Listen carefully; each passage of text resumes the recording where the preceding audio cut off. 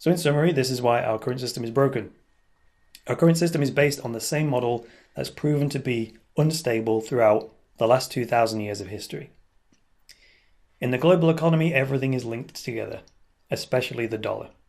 So this is why, if everything was still disconnected like it was in our old system, you could have a country or a whole country go bankrupt without affecting the rest of the world. But now it's so interwoven that you now have this global economy. And if there's a major failure in one place, it's a domino effect and all the other dominoes fall down. And if it's the dollar that falls, that is definitely the domino in the middle that then sends a wave out and knocks everything else over. And if the bank owns your deposits, all the people lose their money as well.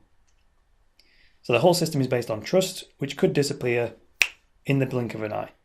It's based on our feeling of confidence. And like I keep saying, just because you have confidence in something, just because you trust something, doesn't mean it's trustworthy. Okay?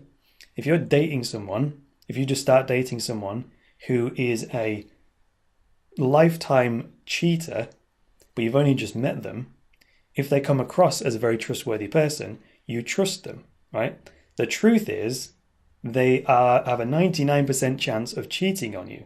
Okay, so that's the truth. They are not trustworthy. But if they can make you believe that they're trustworthy, you'll see them as trustworthy, okay? And that is the system we've got.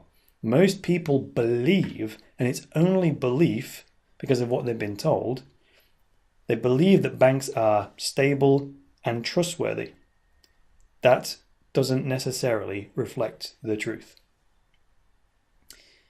So until the creation of cryptocurrencies, there was no alternative to the system. So all of these experiments with fiat currencies that have been going on over the last 100 years or 2,000 years, there's a limited set of tools to use, because until now, there have been no such thing as cryptocurrencies. Bitcoin and cryptocurrencies is a brand new invention, never ever seen before by any generation before. And up until now, there was no internet for such a system to run on. That's why a cryptocurrency or Bitcoin could not ever have existed before now, because we now have the internet. And without that, you couldn't invent a cryptocurrency. Okay? So that's why this is the solution we've been waiting for. The world of cryptocurrencies, for the first time in human history, gives us an invitation, it gives us a way out of the current system. So we can't be blamed for being stuck in the current system because there was no alternative.